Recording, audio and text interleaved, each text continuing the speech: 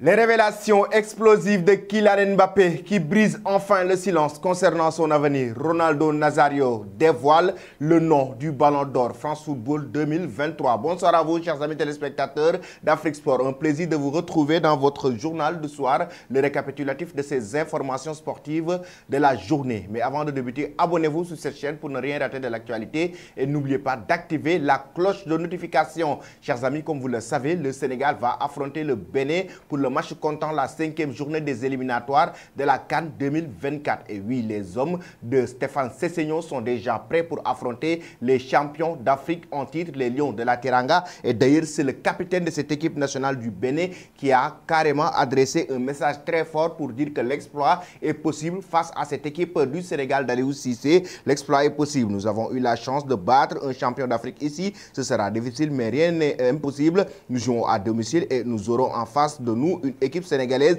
déjà qualifiée. C'est nous qui devons continuer à cumuler les points pour espérer une qualification, déclare le capitaine Stéphane Sessegnon. Il faut rappeler que le Bénin a l'obligation de battre cette équipe du Sénégal. Donnez dès à présent vos pronostics concernant ces matchs.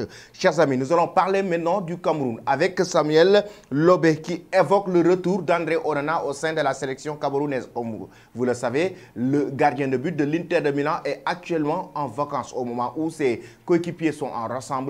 Lui, il est actuellement en vacances du côté du Cameroun pour jouer même au football avec ses amis André Onana. Mais pour Samuel Lobé, oui, c'est le gardien de but de l'Inter de Milan qui doit faire un pas vers Rigobert Song pour pouvoir rejoindre et retourner au sein de l'équipe nationale des Lions indomptables du Cameroun. Samuel Lobé estime que la décision de revenir en sélection incombe entièrement au gardien de but. C'est André Onana qui a annoncé sa retraite internationale. C'est à lui de montrer qu'il est à nouveau disponible pour la sélection. Ce n'est pas à l'entraîneur Rigobert Song de faire le premier pas vers André Onana, a déclaré Samuel Lobé sur le plateau de Talent d'Afrique, chers amis. Pensez-vous que André Onana doit-il rejoindre le Cameroun ou rester dans son coin? Vous donnez vos avis en commentaire. Nous allons maintenant parler de l'Albi Céleste, l'Argentine, les champions du monde en titre qui ont battu l'Australie en match amical sur un score de 2-0 ce jeudi lors d'un match de amical organisé à Pékin, notamment grâce à des buts signés de Lionel Messi et Germain Pesela. Mais il y a Lionel Messi un exploit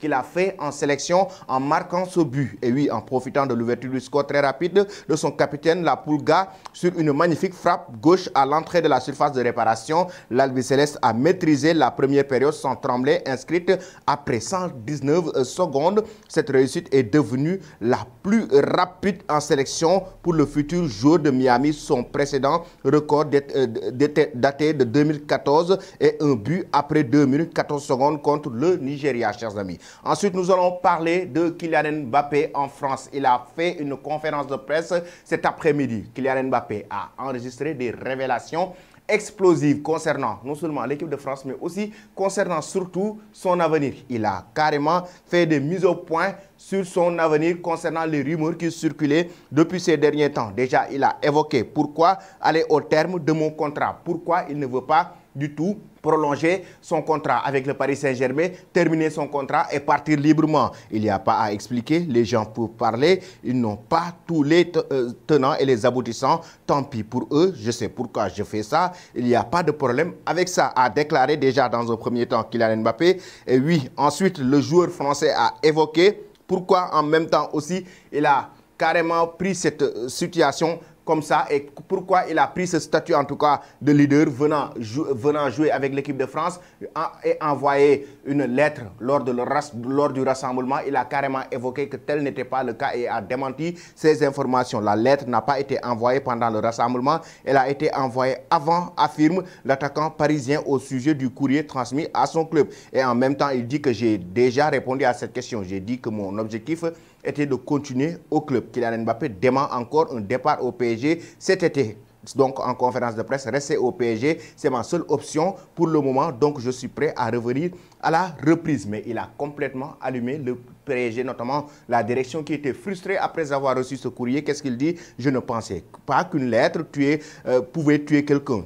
et que j'allais offenser quelqu'un. J'ai juste envoyé une lettre. Les réactions, ça m'importe peu. Les gens peuvent parler, peuvent critiquer. Les gens n'ont pas tous les tenants et les aboutissants de ce dossier. Je sais pourquoi je fais tout ce que je fais et je dis tout ce que je dis. A donc déclaré Kylian Mbappé, qui a été catégorique concernant son avenir. Pensez-vous, chers amis, que l'attaquant français doit-il rester au PSG, rejoindre le Real Madrid ou la Premier League? Vous donnez vos avis en commentaire. Nous allons terminer le journal du soir maintenant avec Ronaldo Nazario. Oui, la légende du football brésilien, mais aussi la légende du football, que ce soit au Real Madrid par rapport à sa carrière qui a été très exceptionnelle, que ce soit au niveau du Barça ou de l'Inter de Milan. Ronaldo a évoqué le nom du prochain Ballon d'Or et il estime qu'il connaît déjà l'identité du Ballon d'Or 2023. Interrogé par l'Albiceleste Talk, Ronaldo Luis Nazario de Lima pense que Lionel Messi se levera à point douter son 8e trophée pour lui. La Coupe du Monde qu'il a réalisée était tout simplement hors norme et c'est bien cela qui lui permettra